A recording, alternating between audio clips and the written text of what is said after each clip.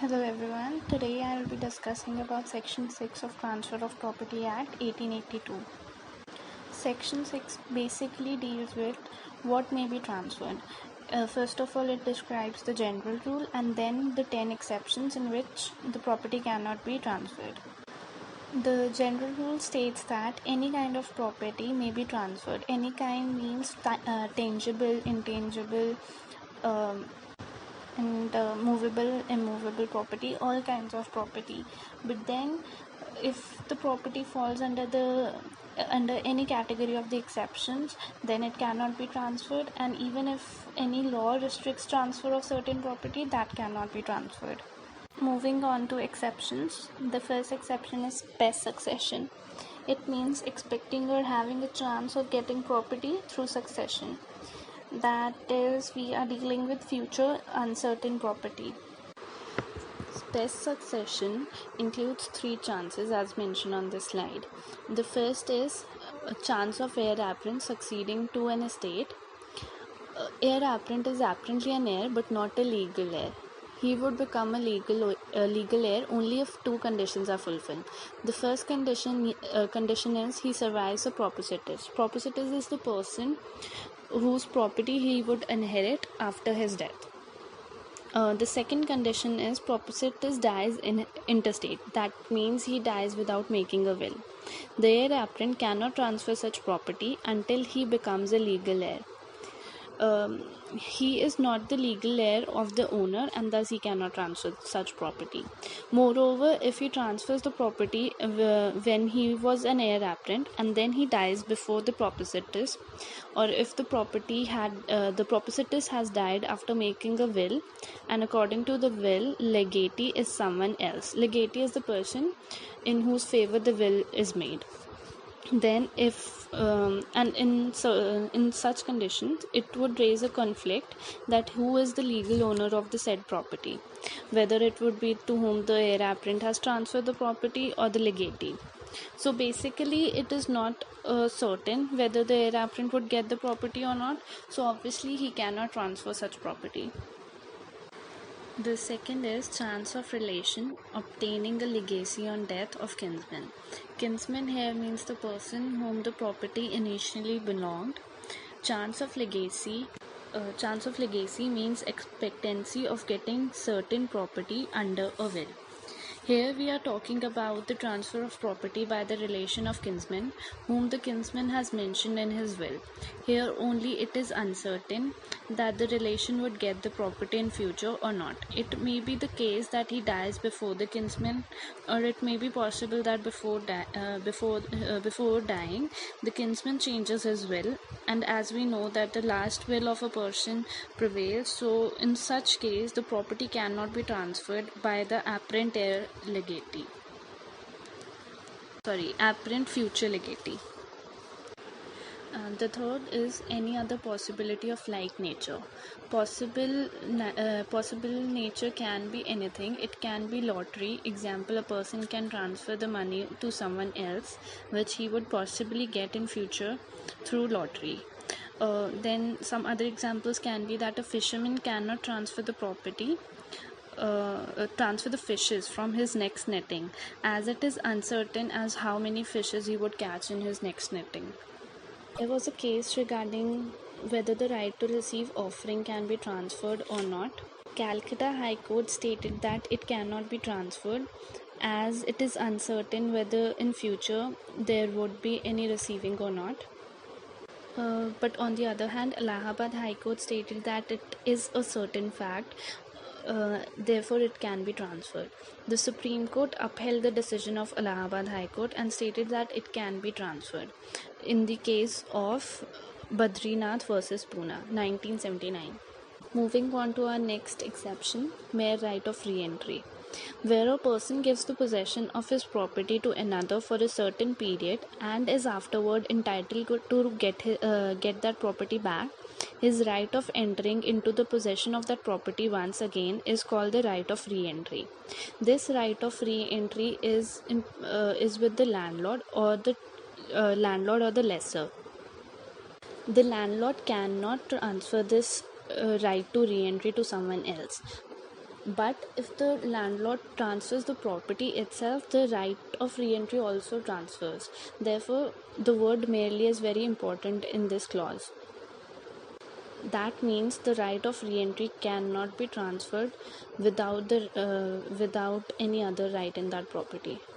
The next clause is easement apart from dominant heritage. Easement is a right which exists for the beneficial enjoyment of a land and is exercised upon the land of another person. The land for whose beneficial enjoyment this right exists is called dominant heritage, and the land upon which the right is exercised is called servient heritage. This easement right cannot be transferred to someone else, as it is a right which is attached to the land. This right would only belong to the person to whom the property belongs, and only if the property is transferred to someone else, automatically this easement right would also be transferred. The next, restricted interest. Restricted interest cannot be transferred to someone else, as the person enjoys these interests because of his personal qualification or for a specific purpose.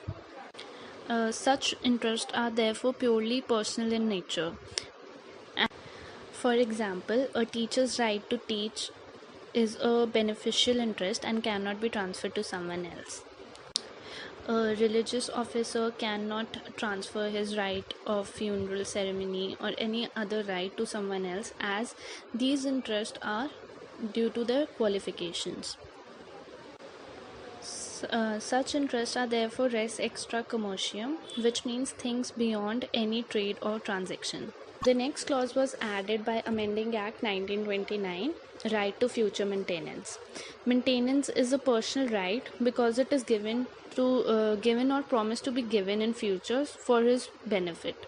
It is a restricted interest which cannot be transferred, as mentioned in Section 6, Clause D. Maintenance can be granted via two ways. Firstly, personal contract, and secondly, decree of court of law. There was a conflict regarding the transferability of maintenance. Madras High Court stated that it is secured, therefore it can be transferred, but the views of Calcutta High Court differed. By adding this clause, the Supreme Court resolved all the matters and stated that it cannot be transferred. But the future maintenance cannot be transferred according to this clause. The maintenance which a person has already got can be transferred. The next clause is mere right to sue. Mere right to sue is a personal right, and it is available only to the party aggrieved. It cannot be transferred to someone else. For example, in cases of tort damages, a person cannot transfer his right to sue. However, right to sue for a certain sum of money can be transferred, as it is an actionable claim. But if the money is uncertain, then it cannot be. The next is public office and salary of public office. Public office cannot be transferred, as a person is appointed for a public office to discharge his public duty because of his personal qualifications. And the salary of public officer, whether he gets it whether before or after he is payable, cannot be transferred, as it is a beneficial interest. Transfer of salary is illegal if a office is not public in nature but it is used for public purpose, then also it cannot be transferred. Next, pension and stipend. As according to the previous clause, the same principle would follow. The pension and stipends cannot be transferred. Either it can be civil pension or political pension. It cannot be transferred, as it is kind of personal merit. These are given to the person concerned only because of their past service or personal merit. Therefore, these cannot be transferred, as they are personal interest. There was a case, Muhammad versus Muhammad, 1867. It was held in this case that allowances granted by the government to the Mysore family cannot be transferred, as it is regarded as a political pension. The next clause prohibits transfer of property under certain situations. The first situation is where the transfer is opposed to nature of interest created thereby. There are certain properties which do not belong to a particular person. They are in the natural form, for example, air, light, space, sea. As they do not belong to a particular person, therefore no one has a right to transfer such properties. The second situation is transfer where its object or consideration is unlawful. For example, if the transfer is in the consideration of transfer is forbidden by law, or it is of such nature that it permitted it would defeat the provision of any law, it is fraudulent, or it involves injury to a person or property of other, or if it is immoral or opposes the public property.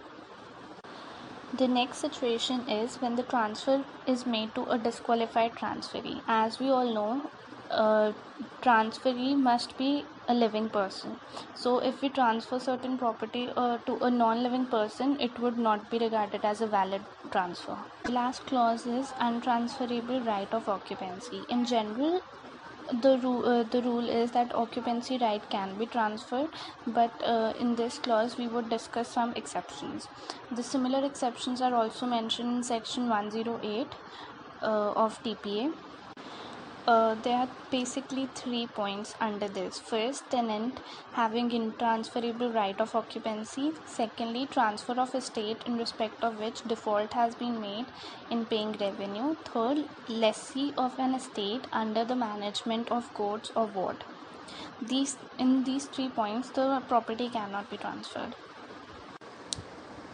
Thank you.